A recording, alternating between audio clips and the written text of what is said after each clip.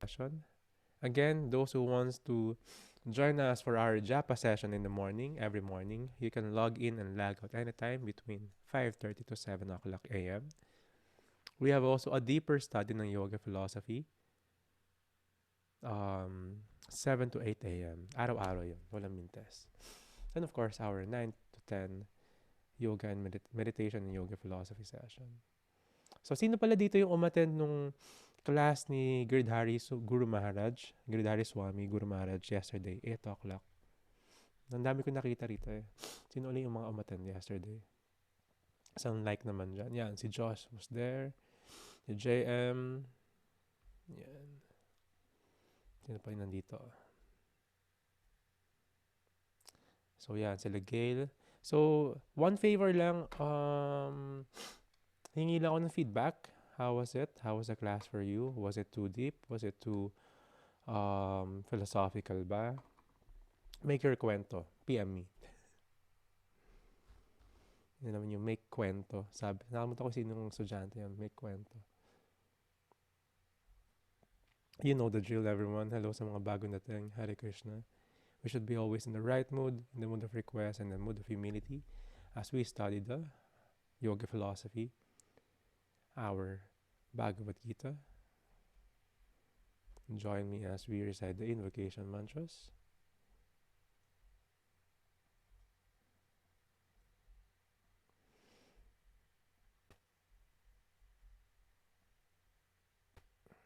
Om Agyanatimirandasya Jananjana Salakaya Chakshurunmilitam Yena Tasmai Shri Gurave Namaha Nama Om Vishnupadaya Krishna Preshtaya Bhutale Srimate Bhaktivedanta Swamini Tinamine Namaste Sarasvati Deve Gauravani Pacharine Nirvisesha Sunyavadi Paschatya Desatarine Vancha Kalpataruvyaschа Kripasinduvya Evacha Patitanam Pavanevyo Vaishnavevyo Namo Namaha Jaya Shri Krishna Chaitanya Prabhu Nityananda Shri Advaita Gadadhara Shrivashadi Gaura Bhakta Brinda Hare Krishna Krishna Krishna Hare Hare Hare Rama Rama Rama Hare Hare Om Namo Bhagavate Vasudevaya Om Namo Bhagavate Vasudevaya Om Namo Bhagavate Vasudevaya Hare Krishna, good morning, and we invite everyone, if you could, you can open your camera so I can see you. Nakikita ko yung The Smiths na t-shirt ni JP. There is a light that never comes out. Kakaibang album siya, may album sa dati, Meat is Murder. So those who are able to open their camera, you can open. If not, dahil sa internet, I would understand. But of course, I would want to see you, see your darshan. Yan, sino nakakatanda nung acronym natin? Ano ba ngayon, Monday? Last Friday. Tagal-tagal na. Active ah. May notebook. Yan, ears. Kasi the knowledge will pass through these senses, our hearing sense, and sobrang importante ng ears. So, ang nakaraan, konting review. Ears. We have the eternal education. It is not just by any speculation of any author or any sikat na tao or just made up, because this is coming from Krishna himself. He passed it down sa mga disciples, guru, tapos naging disciples, naging students. It was protected by the saintly persons. And if it is actually broken, Krishna will come himself, come down here himself para ayusin ulit yung religious platform na yon. Yun, chain na yon. Sometimes He will send His pure devotees as well to reestablish that. That's why it is considered as the accurate understanding.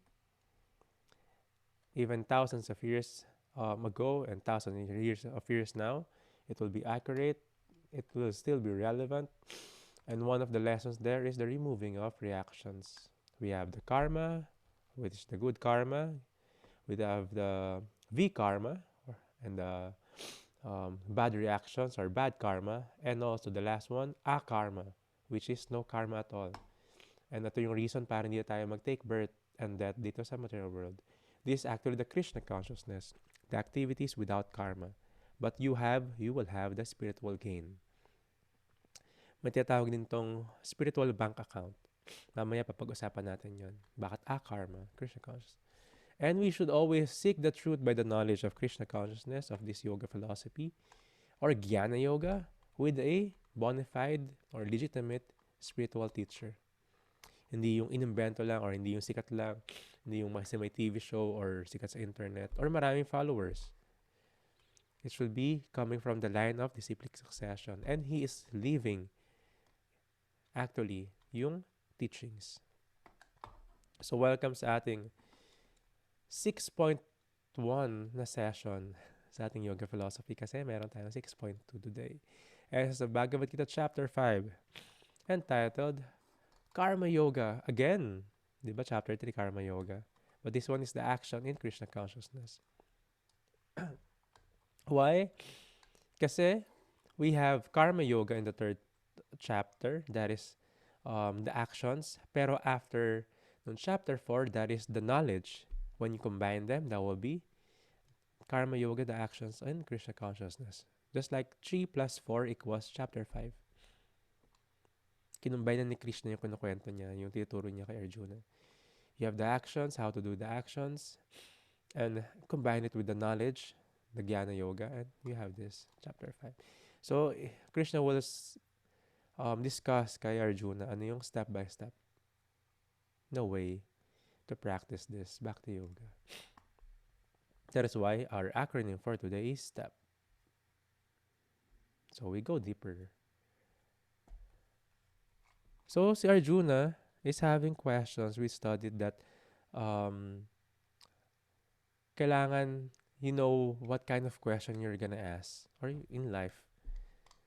You cannot just accept blindly.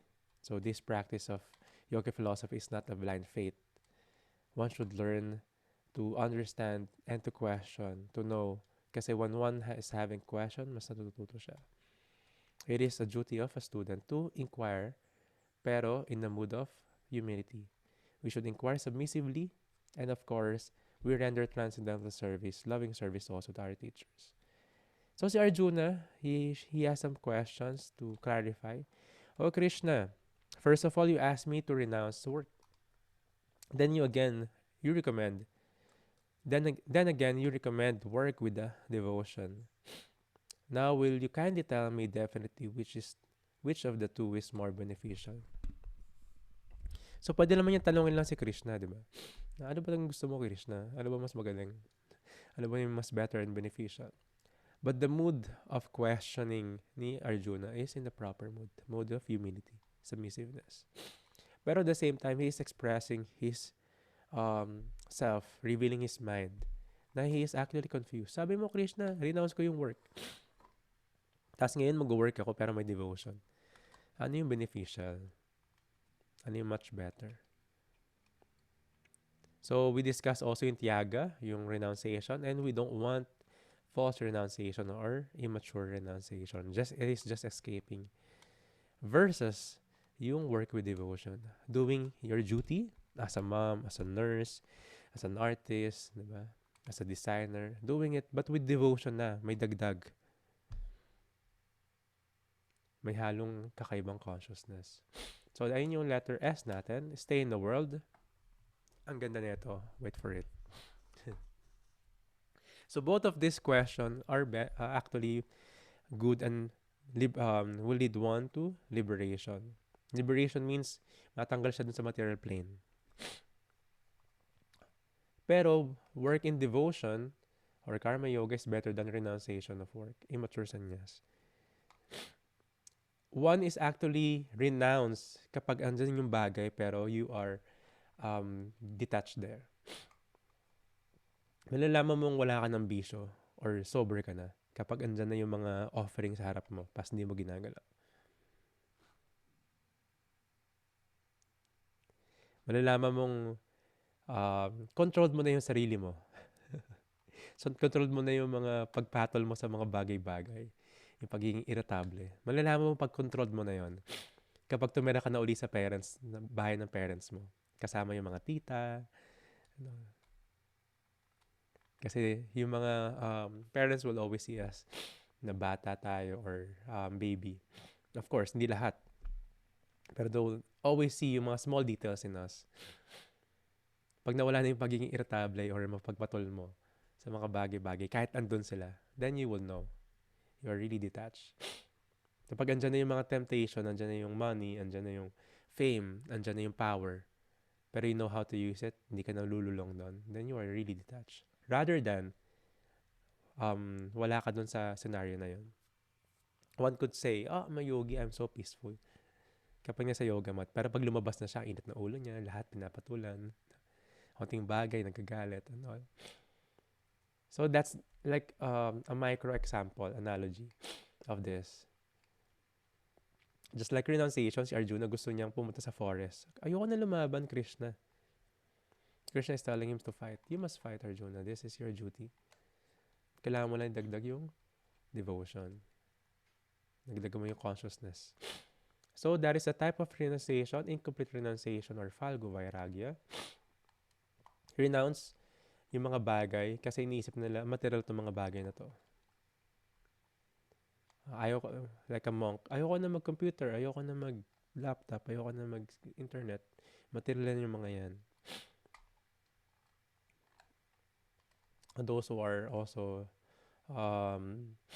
in complete renunciation or really using it, tinatawag ng yukta vairagya. It implies na nakikita niya yung bagay sa paligid niya na lahat energy ni Krishna. Even the internet, even money. But he knows how to use it for the service and how to use it to maintain. Not really, he will not be illusioned by the material energy. Two types of renunciation. Ginagawa mo pa rin yung duty mo, pero you are detached. Rather than tinatakasan mo yung mga yon, yung relationship, yung duties, your responsibilities. Bakit stay in the world? Sino dito yung alam yung flower na to? Tingin nga. Anong tawag dito?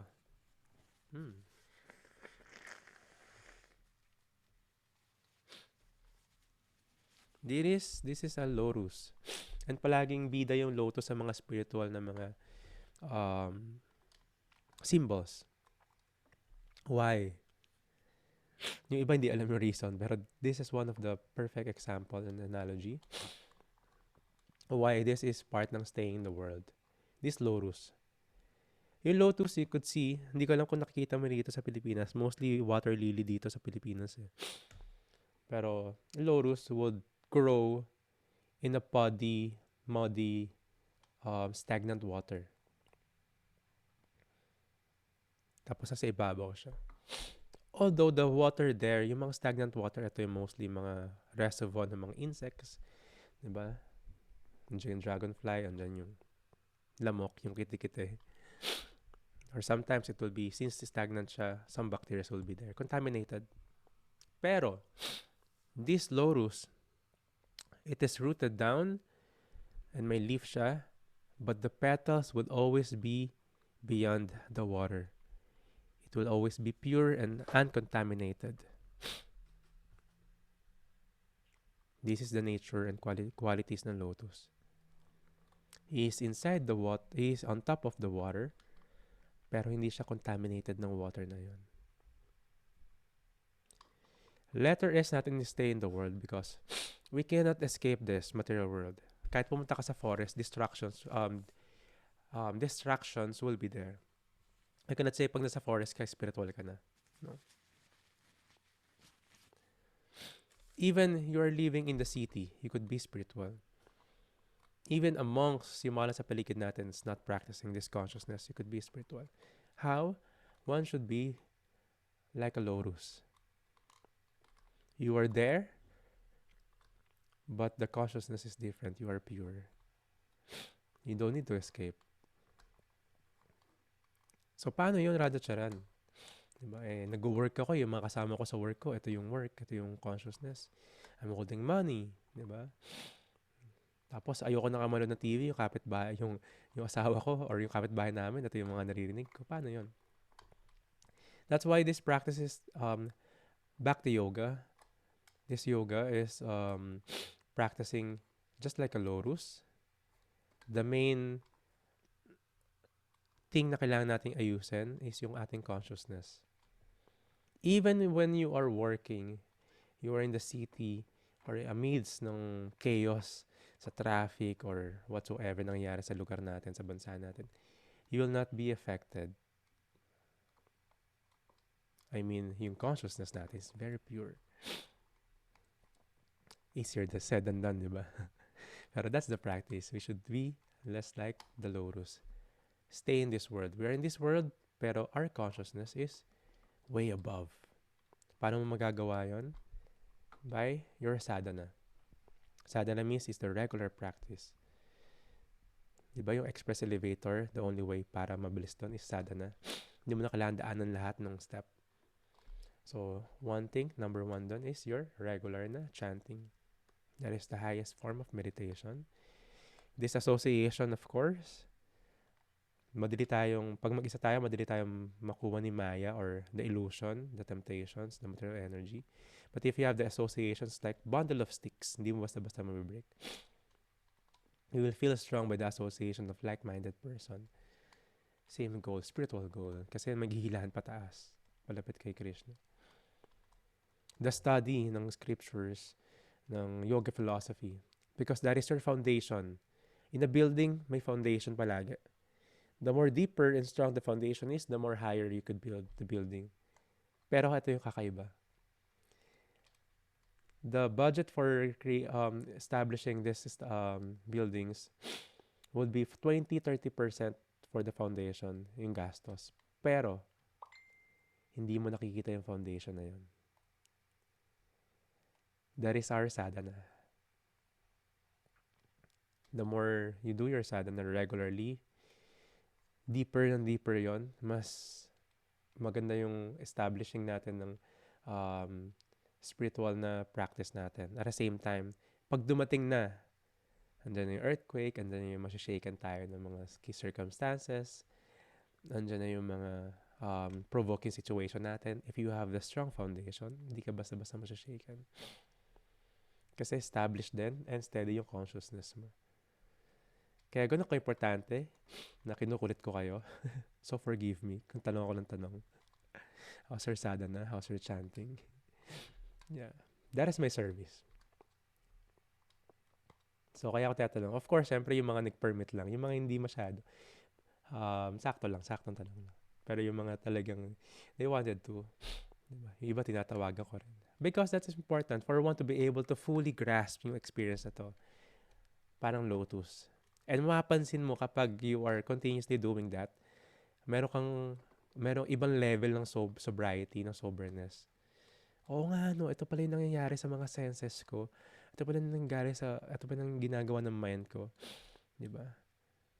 Another level of sobriety. Grabe yon. Na, okay, di ba pag one is intoxicated, kinabukasan parang, ano ginawa ko gabi? Pero this is another level. Anong ginagawa ko buong buhay ko? Ba't doon? Another high. Kaya tinatawag siyang stay high forever. So we must be just like a lotus. Being in different situation, but you are high because of the consciousness. Just like a lotus. You'll remain pure, uncontaminated, even you are living in the water. And of course, this stagnant water is comparison to this material world. Hindi ka makakatakas sa bad news, hindi ka makakatakas sa hypocrisy ng mga, hindi ka makakatakas sa quarrel sa paligid mo.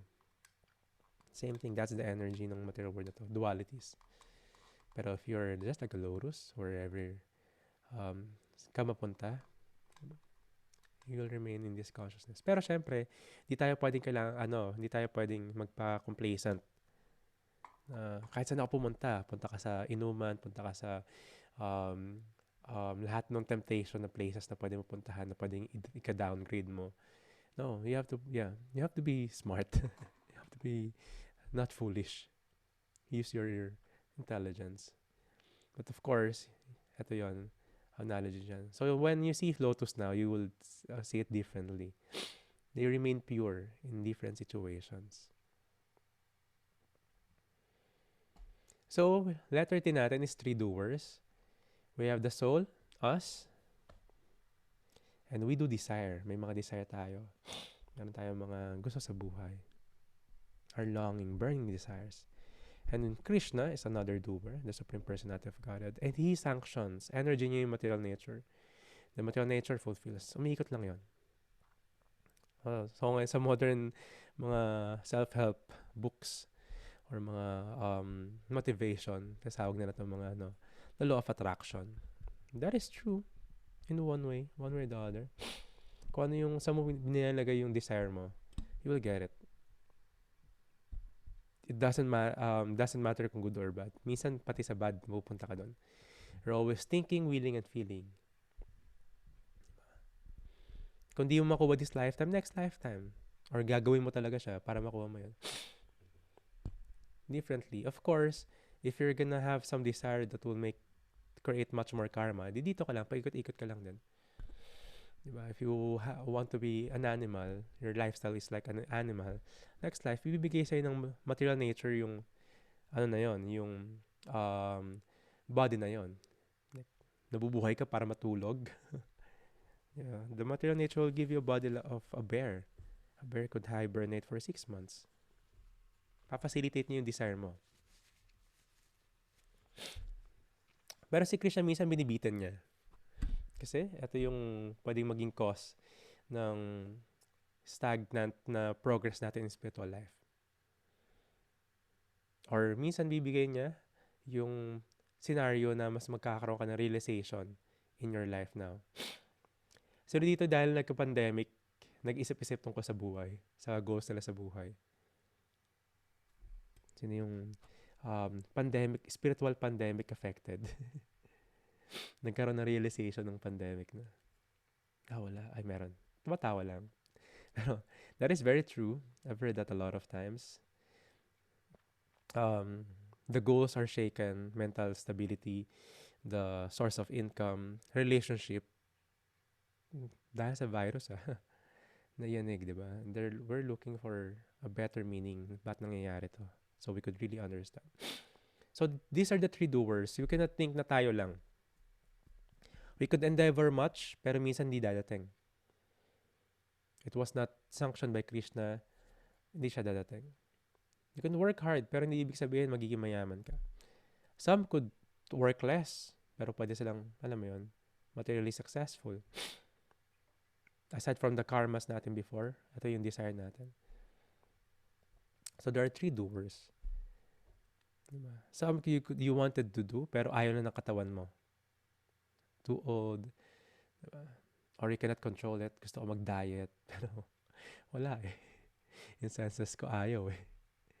I'm a victim of my senses. So, hindi lang tayo yung doer. There are three doers. Yung mga nangyari sa paligid. And to think na tayo lang yung dahilan ng mga nangyari sa paligid is a false ego. We are not the controller. And when you give up this mentality that you're the controller, you'll be in peace. At least in one sense. Yeah. Some others, of course, iba may influence sila, pero they wanted to control even people. And sobrang enamored tayo in the control. We want, may remote control tayo, the cell phone could control anything. Diba? Everything is instant, relationship. Pag nawala yun, parang wala tayong sense. Pero if one voluntarily detach himself to in being a controller, he could accept, nga no. Hindi mo nga makontrol yung pilik mata mo kung kailan siya pipikat eh. Yung talukap eh. Diba? Oh, sige. So, all throughout this, this class natin, huwag ka pipikit ha. Dilat ka lang ha. Tapos kailangan yung beats per minute ng heart mo, kailangan 70 lang. Yung breath mo, kailangan nasa 20-ish lang per minute. We cannot even control that. Diba? Yung mind nga natin, ang hirap na kontrolin eh. Diba? Paano pa yung mind ng ibang tao? Ayun yung joke ng mga monks eh. Hirap-hirap kontrolin ng mind. Magkakaroon ka pa ng asawa, tapos magkakaroon pa ng maraming anak. How to handle that? So, believe ako sa inyo. Pero dito na lang ako, dyan lang kayo. So, parang ganon. It's hard to even control ourselves, even our emotions, di ba? What more pa to think that we are the controller of everything? If one releases this mentality, one will understand much better. Another level of sobriety. So, letter E natin is equal vision. We will talk much more about this sa ating meditation classes. Chapter 5, text 18, the humble sages, by virtue of true knowledge, see with equal vision a learned and a gentle Brahmana, a cow, an elephant, a dog, and a dog-eater, or outcast. If one is realized, you could see their souls everywhere. And even Krishna, kasama nila yon. Kasama nila si Krishna everywhere. In the body of an elephant, tiger man yan, or anong hayop, herbivore, carnivore, or omnivore. Different kinds of human, different in social orders. Laborer or outcast man yan, or mayaman aristocrat, or even the priests, the brahmanas, the monks. There are souls. And one who is a very humble sage or humble and wise person could see with equal vision. Nakikita niya lahat. There's life. Because nandun yung soul. So this is one step. Diba yung acronym natin is STEP. And step by step, paano natin i-apply sa buhay yung learnings natin in action. Once is with equal vision. Discuss natin to further tomorrow. So yung letter P natin sa step, last letter, is peace. So if nabasa nyo to kasama sa realization, thank you very much. Binabasa ko yung mga assignments niyo. Last night lang, until this morning, hindi ko pa nabasa yung iba. Later, already. Bhoktaram yagnatapasham sarvaloka mahesvaram swirdam sarvabhutanam Nyatvamam santim richati. Shantim or Shanti is peace. Yan. Shanti, Shanti, diba? A person in full consciousness of me, Krishna is saying this, knowing me to be the ultimate beneficiary of all sacrifices and austerities, the supreme lord of all planets and demigods, and the benefactor and well-wisher of all living entities, attains peace from the pangs of material miseries. So if a person is full consciousness of Krishna, is Krishna conscious, he knows this. Ito yung ginagawa niya. Alam niya na lahat ng ginagawa ng mga sacrifices, ng work, ng worship, ng penances ng mga tao is para kay Krishna. Directly or indirectly. You worship money, that is an energy of Krishna. You're worshiping Krishna indirectly. In dollar sign, dollar bill, nilagay pa kanila yung in God we trust. Of course, this is a wrong type of worship. Pero indirectly, you are worshiping His energy, Krishna. So He is receiving everything. Siya yung ultimate beneficiary. He is the supreme lord of all planets. Ito na. And demigods. Demigods, sila yung mga higher beings. They are not God. They are also souls. But in different situation, different position, just like a president, vice president, senate, ay yung role nila. Yung karma nila mapunta doon to manage. Diba? Ay yung mga role nila to handle creations, yung galawan ng mga planet. So they are the person in charge sa mga planet. Sa ating planet, si Mother Bumi, Mother Earth. Personification ni Bumi is cow, kaya holy cow. So anyway, si Krishna Lord, Supreme Lord of all planets and demigods. The planets would affect the astrology. In-explain ko yan ba ito kahapon. The planets will affect the astrology, o kaya feng shui. Doon galing yung feng shui sa Vastu, the arrangement of the planets, directions of the stars. And those who are the lords of the planets na to, yung in charge dito, yung mga demigods. And these will affect yung mga elements sa mundo natin. Kaya andyan yung mga crystals and stones. It will be directed kung saan, how do you call it, navigation mo, north, east, west, south sa bahay mo. Kasi it will direct in the planets and demigods. And yung elements. It also affects yung other entities, even yung thinking, even yung mga plants and animals, yung consciousness, may onting effect siya, mentality. Diba, pag full moon, ang daming nababaliw. Dami ng away na diba, inaaway ka ng girlfriend mo, ng boyfriend mo. Sige mo, kaya pala full moon kasi. Affected yung mentality nila. O kaya may mga Mercury retrograde and all. Yung mga mahilig natin sa mga astrology. It is because it affects. Pero, if one is Krishna conscious, it doesn't mean na he doesn't need to daanan to mga to. Worship the demigods, the planets, even the elements. Kasi lahat sila, ang Supreme Lord nila si Krishna. Even you offer it to the elements will be affected by the planets, and the planets is worshiping the demigods. You could see the demigods is worshiping Krishna. So kaya may chanting with si Shiva, may chanting with si Brahma, even si Ganesh. They're chanting Krishna's name. They're worshiping Krishna, the Supreme. Yeah, He's the Supreme Lord of all planets and demigods. Indirectly or directly. So again, are you going to take all the steps or are you going to go with the express elevator? The benefactor and well-wisher of all living entities. He could maintain everyone. Kahit walang yung mga animals, wala silang SNR sa landers. They could even get the fresh fruits, organic one. They could pick it themselves. They don't have to plant it. Tayo, we have to work hard to put food on the table. So, no, Krishna will provide. Diba? Andyan yan. So, ganun si Krishna is benefactor for everyone. And well-wisher of all living entities. He could give your desire. Minsan, masama yung desire natin. Medyo papupunta tayo doon for us to learn. But lahat ng living entities, He is the well-wisher. If one knows this, diba? Hindi mo naisipan na you own this much of land. Of course, if you have property, you have to protect it. But you don't have to be attached. Kasi you're just in charge of it for a few years in this life.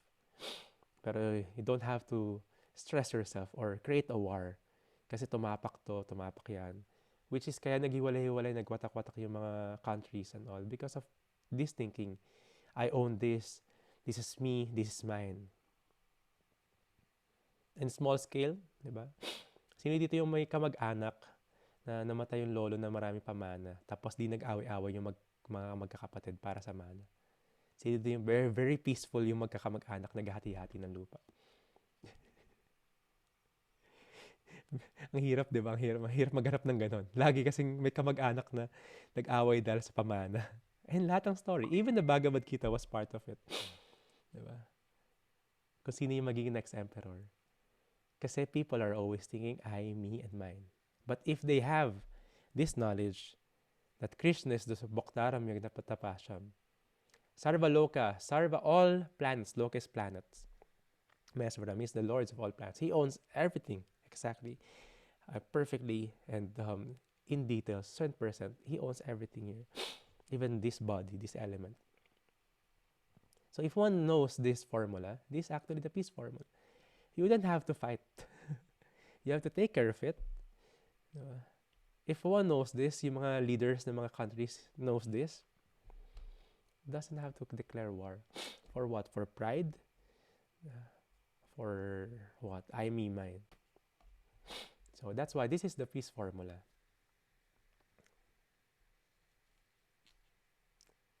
So that is our step by step, applying in our life yung mga knowledge. Stay in the world, be a lotus.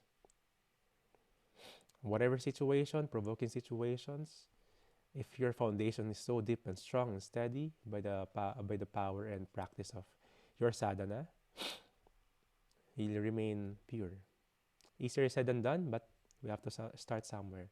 And we should do it with the help ng ating teachers, saka yung mga like-minded person associates natin. There are three doers. If one thinks that he is only the cause of what's happening around us, he's a fool. It is a egocentric mentality, false ego. No, we're not the supreme controller. You can only control as much. And at least, you can dictate kung ano yung mararamdaman mo sa moment na to. If one could control that, at least, meron kang something in control and for the better. So we have Krishna and also the material nature, the three doers. One will have an equal vision if one sees that around us are lives with souls and Krishna is within them as well. And di mo kailangan sila awayin, patayin, just for our senses or gratifying ng senses natin. And if one knows this, and Krishna is the owner of everything, siya yung nakakatanggap lahat ng mga offerings and stuff, indirectly or directly. He is the well-wisher of everyone, even the smallest living entity. One could achieve peace, not just in the mind, peace all around. That is peace formula. Peaceful kasi walang pamana. Why not? Diba? I'm always hearing this because like for many years, I'm talking to students and paulit-ulit, pag may namatin ako mag-anak ko, lalo na kung walang last will, no. Good luck. So, inhale. Welcome sa ating second chapter for today, 6.2 session. Essence of Bhagavad Gita, chapter 6, Dhyana Yoga.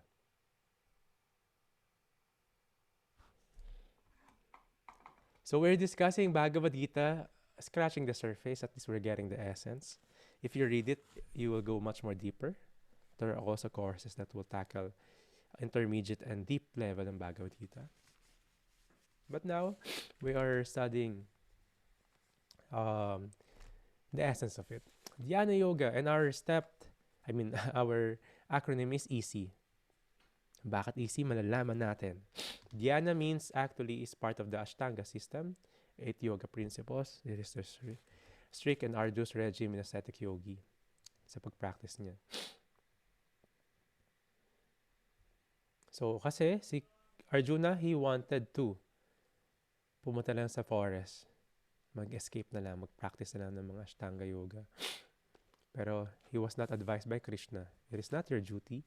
Don't escape. So, still do your duty. Kasi yung gagawin mo sa pag-escape na yan, it's not easy. You cannot perfect your life very easily. Kaya easy ang ating acronym. One thing, diniscuss natin to, when you practice yoga, you have to control the mind. And the mind could be the enemy or friend. That is our letter E. Bandur atmatmanas tasya yanatmaivatmatmana jitaha anatmanas tu satrutve vartitatmaiva satrutvat. For him who has conquered the mind is the best of friends. But for one who has failed to do so, his mind will remain the greatest enemy. So punta ka sa forest, Arjuna. Anong mga experience mo doon? Sobrang hirap. Mind pa lang hirap na kontrolin. What more pa yung mga ibang practices. And the process of Ashtanga Yoga, letter A natin. Again, this is not the modern flow na meron tayo. This is the terminology na tinatawag sa scriptures how this Eightfolds of Yoga system is this is the name. You have to practice it in seclusion. Hindi sa yoga studio sa BGC. In seclusion, Arjuna. Ito yung qualification of practicing that. Nasa rin to? Nasa Bhagavad Gita. You have to practice celibacy.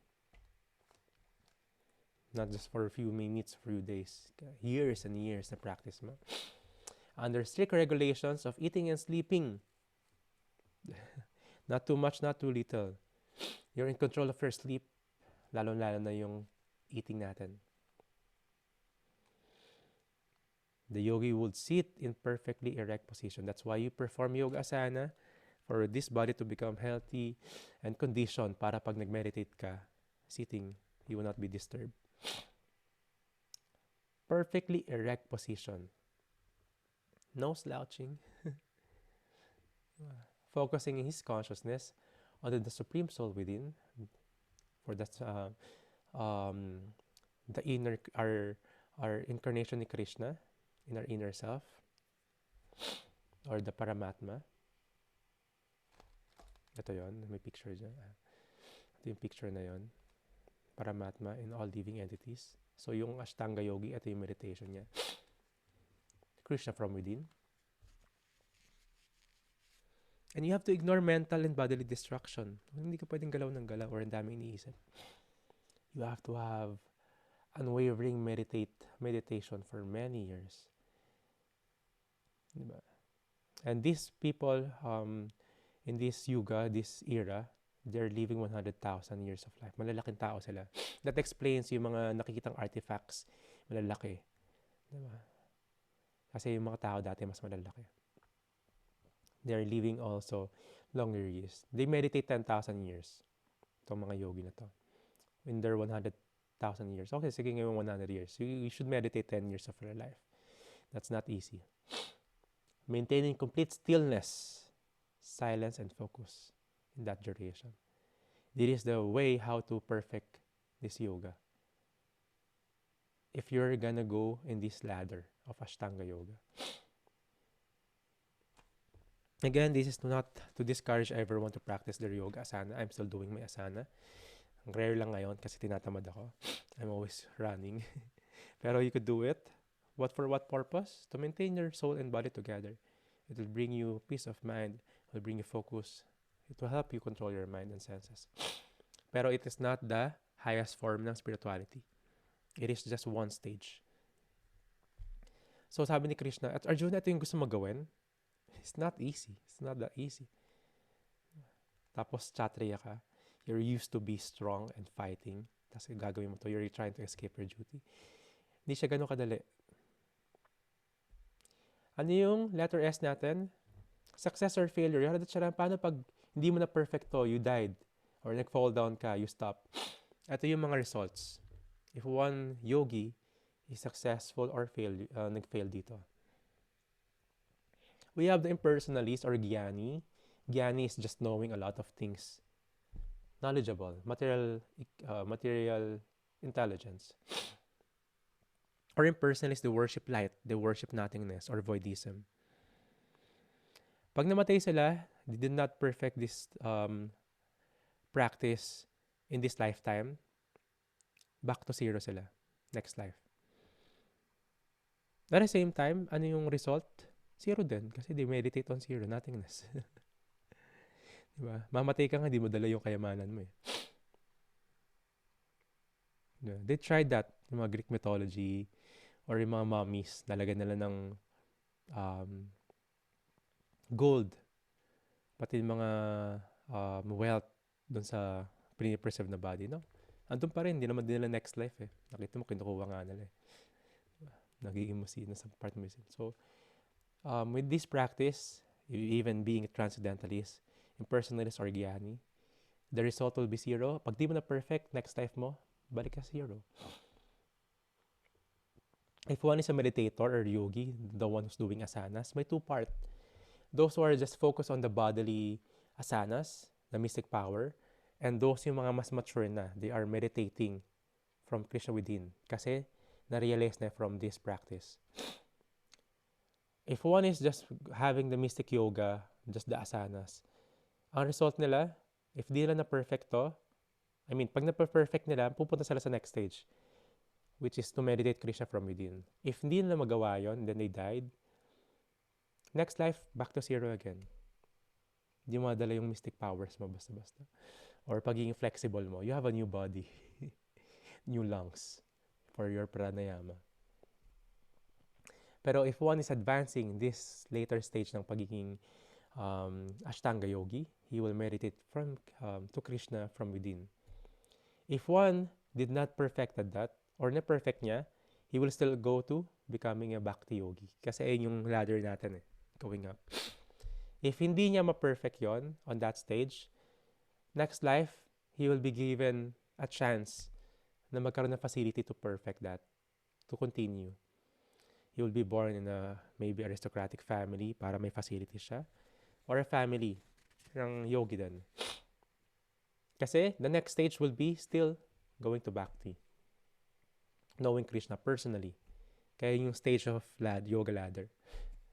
So if one is practicing Bhakti Yoga, na dun tayo sa express elevator,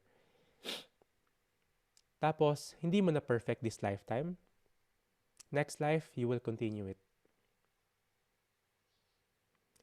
You will continue, if just like when you stop 50%, next life 51%, kung continue mo. Ito yung akarma. Wala siyang material reactions. It is just like spiritual bank account, like an investment. Spiritual bank account kasi, life after life, yung account mo na yon, dala-dala mo. Spiritual bank account. You work for it spiritually, the akarmic activities, Krishna conscious activities, or the Bhakti Yoga, that's devotional service. You accumulate points, spiritual points. Let me, like in an analogy. Then tutuloy mo yung next life kung di mo ma-perfect ngayon. You will be born in a family of devotees, aristocratic family, in a place where conducive to practice spiritual activities, less dun sa temptation or abominable activities sa paligid. At least maganda yung kapitbahay mo, yung society mo. For one to be able to continue. Kasi hindi siya part ng, just like Lotus, hindi siya part ng material activities lang. Akarmic siya, akarmic activity siya. Letter A, akarma, or Krishna conscious. So ito yung result. If he failed, next life, kukontinue niya. The others, back to zero. Spiritual bank account. If he's successful, of course, next life, hindi siya ipapanganak ulit. He's going back home, back to God, back to Krishna, our original home. So this is the difference ng mga transcendentalists. Kaya yung perfection of yoga, kasi kahit naman itong dalawa na to, they will still go papunta sa Bhakti. Kaya yoga ladder. And one could transcend this, dire-diretso mabilis, by having the express elevator Bhakti. Yung ginagawa natin na sadhana. So the perfection of yoga, according to Krishna himself, paano ma-perfect yung yoga? In 6.47, yoginam apisarvesham madkatenanta artmana saradavan bhajateyo mam sameyukta tamo mataha. And of all the yogis, the one with great faith who always abides in me, thinks of me within himself and render transcendental service to me, he is the most intimately united with me in yoga, and is the highest of all. That is my opinion. So Krishna confirms the yoga ladder, kung sino yung pinakamataas ng mga yogi. In one lifestyle, ano yung pinakamataas? Anong dapat ginagawa natin in spirituality? The highest part ng pagiging yogi, the highest of it, is the Bhakti yogi. Those who are doing Bhakti. Ano yung ginagawa niya? He always Krishna conscious, always abides and thinks of Krishna. And he's living his life just like this chapter. One is learning how to, the actions and the knowledge, and he's living his life according sa ating, sa guidance ni Krishna, saka sa mga teachers natin, based on the scriptures also. And he renders transcendental loving service. Ayun nga, ginagawa niya in action. That is love in action. Transcendental service. And that is Bhakti Yoga. Sabi ni Krishna, this is the highest of all. Bakit? He is intimately united sa tao na yon, sa yogi na yon. Bakit naman intimately united? Of course. One is a personalist. One is knowing Krishna personally, not just seeing the light or worshiping the material things.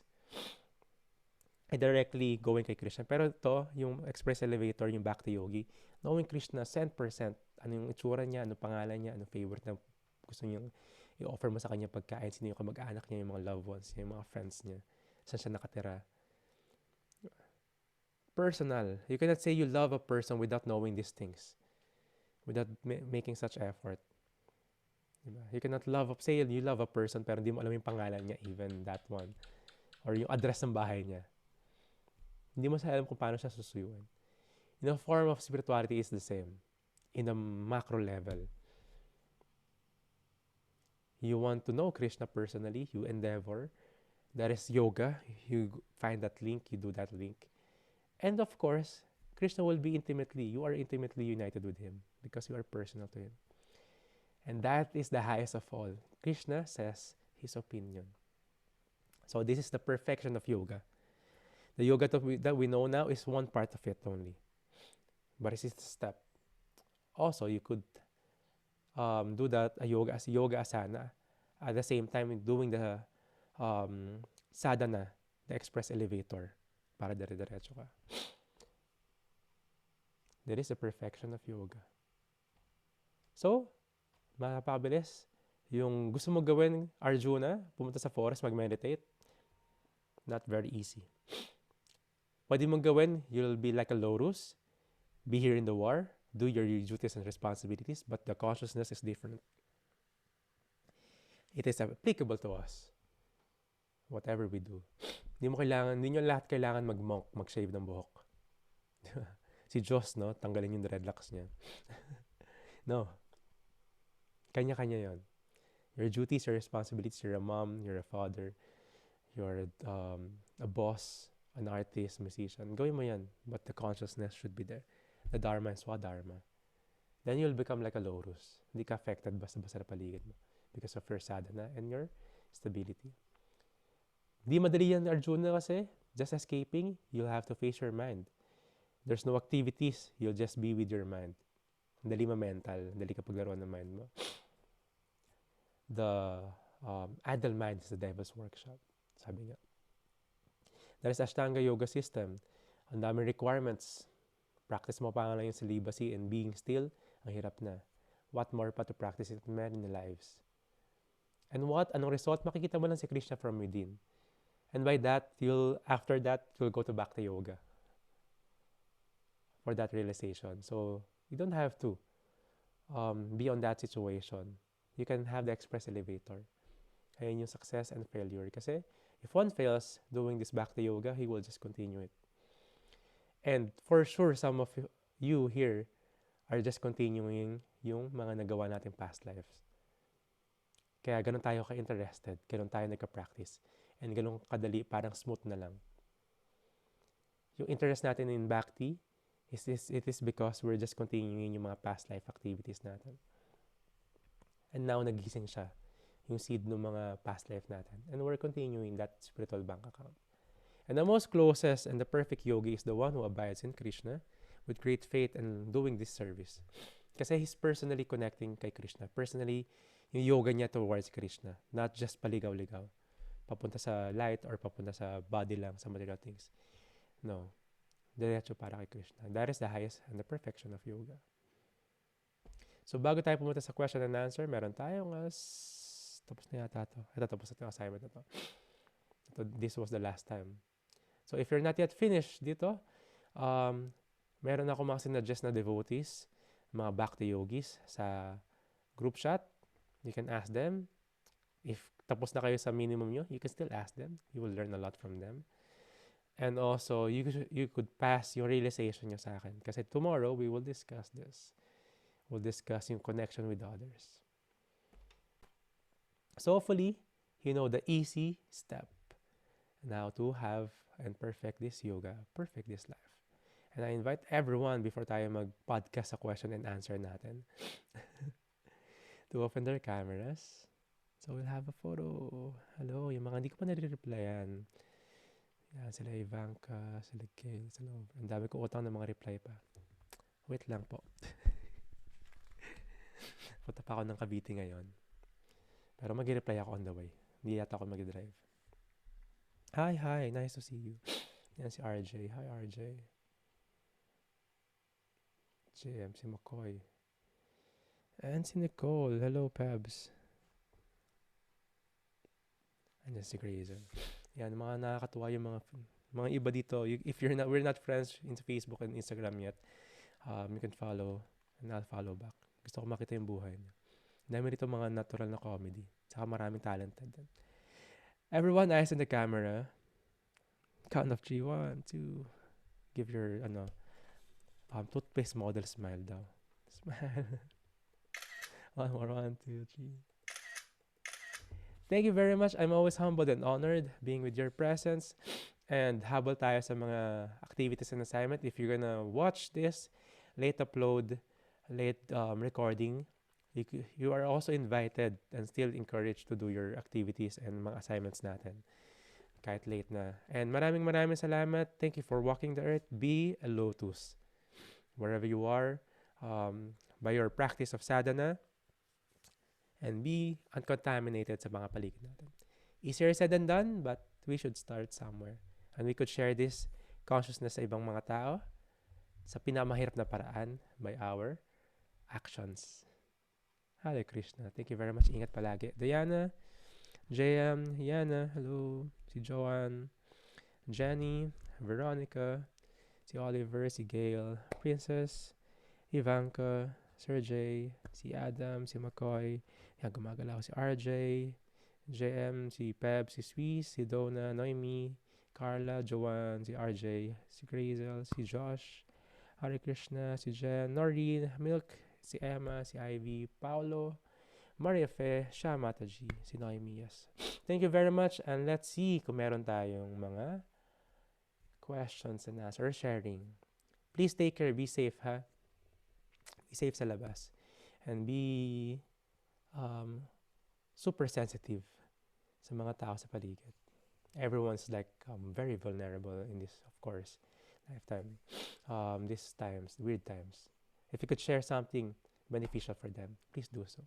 Bring a book, small books you can share to them.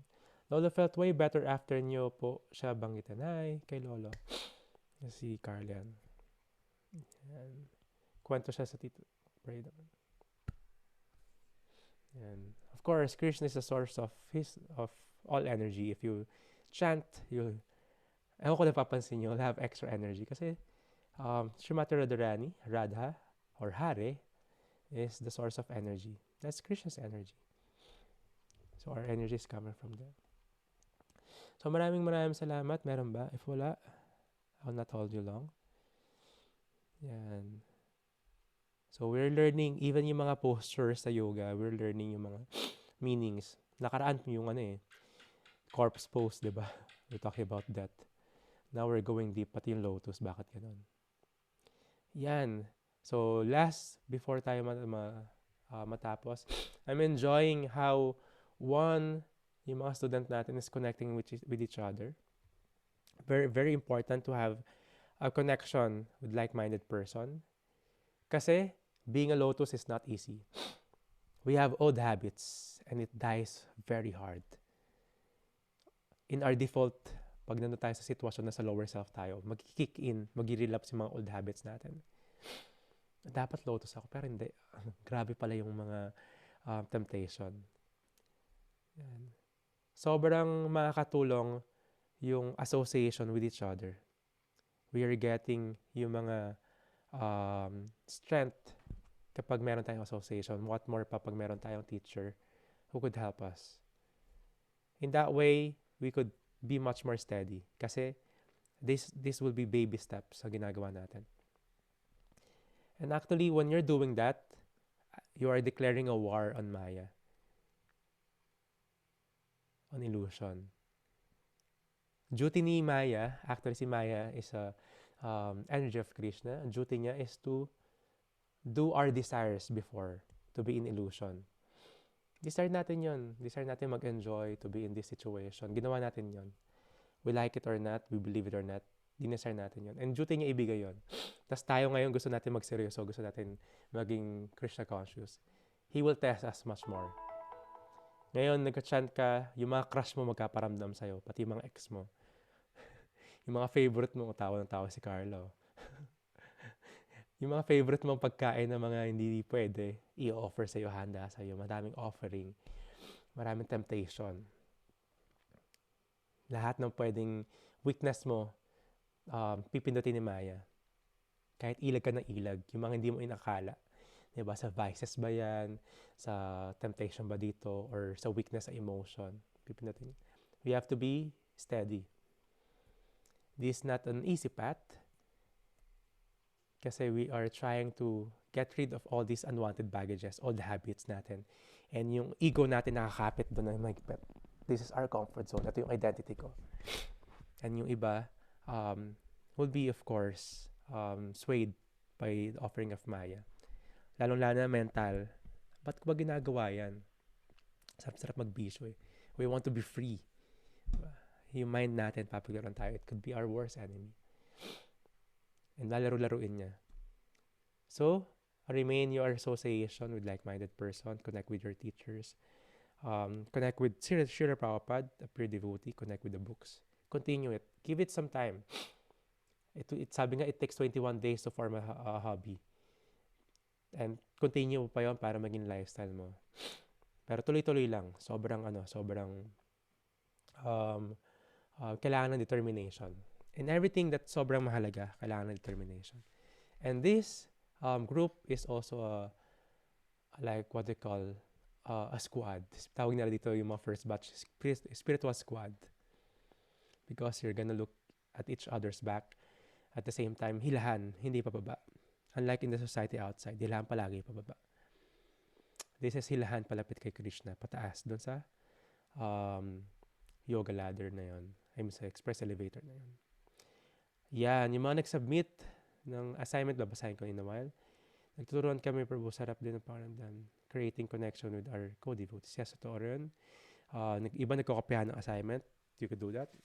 If magkapit bahay kayo, diba? You could chant together. Just connect. The internet is there, available. Lalo na yung mga yung sinuggest ko ng mga people, devotees dun sa group chat, connect to them.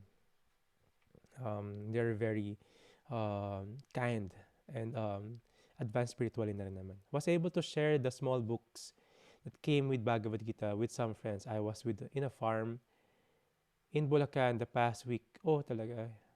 And was able to convince them to chant with me in last few days. I was, whoa, talaga, JP.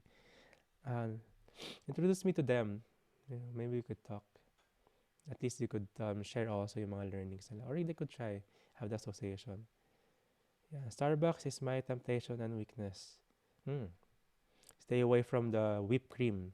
Isang whipped cream daw nun, the calories is katumbas ng isang full meal. So, lugi ka sa diet, Noemi.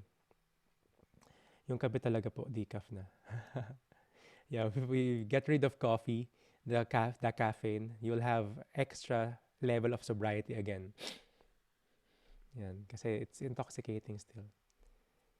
Ang dami intoxicating factors. Internet, of course, yung pornography, yung, what do you call this? Ano yung mga notification, lalo na kung sikat ka. Intoxicating yung pag nawala yung mga likes mo and followers mo. Diba? The power, intoxicant of power. So, if one become detached of this, it's a different thinking, mas clearer. So, let us be lotuses, and take care of each other lotus din sa paligid nyo. At the same time, find yung mga ripe souls that are willing, that are ready for this consciousness. Hindi lahat ready dito. Hindi lahat could accept. Even our family members, trip mo ngayon, di ba? Sa kulto ka na ba? Or ano ba yung mga ginagawa mong bubulong-bulong ka dyan when you're chanting? Ang dami naman sasabi. Hindi lahat ready. But there are ones who are really ripe for it. You could help look for this kind of souls. That's actually my service. That's why I'm roaming around. And as I've been nicer to people, nakakabait, di ba? In the past week, much controlled temper, thanks to the chants and this consciousness. Totoo. Pag di ka nag-chant sa isang araw, irritable ka. Kwento niya na yun eh. Friend ni Ivanka, friend namin si Shanta, sabi niya, hindi na ako patol. Hindi niya pinapatulan yung mga small things. Yan, sobrang beneficial being in that right consciousness. Byproduct lang yon. Kumbaga package lang yon. Pero the main benefit of this consciousness and chanting is getting back our relationship with Krishna. And byproduct nun is us being a kind person, us being hindi na mapagpatol. R.I.P. Patola spirit. Yan. Yung ibang tropa ko, ano daw ba? Yung parang satanista daw ba? Yeah, ang dami mga iniisip nila. Because they don't have the idea. They are only entertained with these things na in-offer ng society. It takes a lot of courage to be much more open sa consciousness and the mind, to understand, to practice. And just continue it. Diba? Maraming temptation, maraming offering, maraming disturbances. But if you see it's helping you spiritually, being a human as well, and being a yogi, I think it's sama-sama tayo. Sama-sama tayo nalagpasan tong pandemic ito kasi I will invite you all here in the temple. And next time, punta tayo sa India sabay-sabay. Maraming salamat, my dear ones. Looking forward, please chant your rounds today. Wala tayong chant ngayong session, but don't forget it. Kukulitin ko kayo, chat ko kayo, tatanungin ko. If not, let me know. I'm only wishing, this is not a work and job, I don't have profit for it, but I'm only wishing to read your realizations, even struggles, and also see na nag-message kayo sa akin na, oh yeah, chanted 2 rounds a day. That's my fuel. Masaya na ako doon. Maraming salamat. Uy, minimum 5 rounds na si JP. Si Makoy, alam ko naka 10 rounds. Diba? Pero huwag kayong malungkot if 1 round a day. Basta consistent. Hindi ka bababa doon. Diba? Consistency is the key. And the quality. If you could increase slowly. Thank you very much. Sabi ni Oliver, may gamot daw sa sipon ko. Sige nga, chat mo ako. Allergic rhinitis kasi dito maraming pollen sa forest. Pag may mga marigold, ginagamit nila sa temple yun. Allergic ako sa marigold. So pagising ko, sipon galore. Maraming salamat. Thank you very much, everyone. Hare Krishna. High five! Those who wants to see the mga videos natin, podcast naka-upload sa Facebook na, sa natin yan. YouTube. Hare Krishna. Bye-bye.